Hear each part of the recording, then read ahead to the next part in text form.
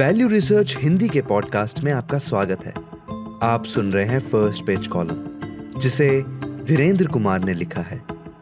निवेश से जुड़ी जटिल भाषा। खासकर निवेश में जो चीज़ जितनी उलझी हो उसे उतना बेहतर मत समझिए। काफ़ी पहले की बात है, कुछ दोस्तों के साथ बातचीत में क्रेडिट क्राइसिस की जड़ को सरल शब्दों में समझाने की कोशिश हो रही थी। एक दोस्त ने कहा, मान लीजिए आप मुझे 100 रुपये देने का वादा करते हैं। अब अगर मैं किसी तीसरे शख्स के पास जाऊं और कहूं कि फलां मुझे 100 रुपये देने वाला है, तो वो मानेगा कि मेरे पास वाकई 100 रुपये हैं। एक तरह से पैसा बन गया। लेकिन मान लीजिए किसी वजह से वो तीसरा शख्स भरोसा खो बैठे कि वो 100 रुपये असल में मिलेंगे, तो फिर वो पैसे जैसे गायब हो गए। वो पैसे कभी थे ही नहीं, बस एक साझा यकीन था कि वो हैं। जब वो यकीन टूटा, पैसे भी खत्म। ये सुनकर वहां बैठे एक और शख्स ने बेरुखी से कहा, आपका मतलब बस इतना है कि पैसे के लेन देन की गति यानी कि वेलोसिटी ऑफ मनी कम हो जाएगी। उस टिप्पणी के सही या गलत होने से परे मुझे इस बात ने चौंकाया कि हम में से ज़्यादातर लोगों के दिमाग में जटिल शब्दावली यानी कि जार्गन को सीधी भाषा से ऊपर रखने की आदत बन चुकी है। उन्हीं दिनों एक सहयोगी को एक छोटे म्यूचुअल फंड डिस्ट्रीब्यूटर का फ़ोन आया। वो जानना चाहता था कि हमारी कंपनी म्यूचुअल फंड का टेक्निकल एनालिसिस करती है या नहीं।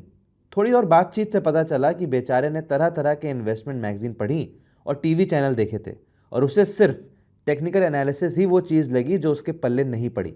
इससे उसने ये नतीजा निकाल लिया कि टेक्निकल एनालिसिस ही उसकी फाइनेंशियल पढ़ाई की सबसे बड़ी कमी है। इस तरह वो उसे पूरा करने निकल पड़ा। मुझे लगता है हर तरह के जार्गन का यही सबसे आम काम है।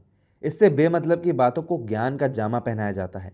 आम इंसान जब कोई बात नहीं समझ पाता तो मान लेता है कि ज़रूर कोई गहरी बात होगी।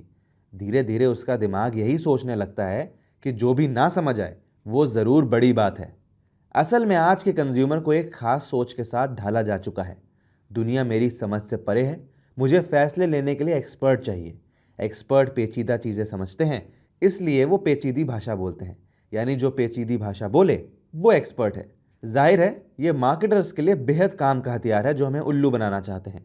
प्रॉपर्टी वालों के सुपर एरिया से लेकर कंज्यूमर इलेक्ट्रॉनिक्स कंपनियों के पीएमपीओ और बायोरेज तक जार्गन और झूठ के बीच की लकीर मिट चुकी है।